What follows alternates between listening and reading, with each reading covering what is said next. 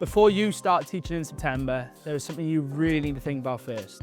Because a lot of new teachers feel like they need to go straight into a full-time role, and the truth is, that isn't always the best move. So let's talk about it properly. When you finish your teacher training, everything changes. You go from being supported, observed, guided, to suddenly being the one in charge of the classroom. You're planning, delivering lessons, managing behaviour, making decisions all day. And for a lot of people, that step feels bigger than they expected.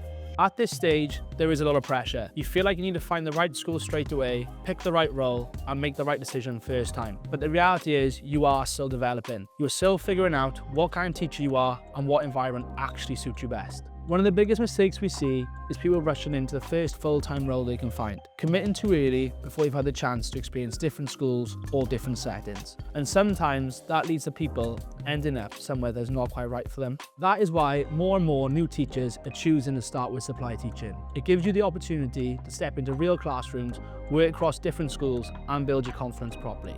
You are still teaching, you are still gaining experience, but you're not locking yourself into something too early. This time of the year is actually ideal for it. Coming towards the end of term, schools have exams, trips, staff absences, and increased pressure, which means they rely more on supply teachers. So there are real opportunities to get into classrooms now, rather than waiting until September. You can start building experience straight away and go into the new academic year in a much stronger position. The biggest advantage of starting this way is that you learn quickly.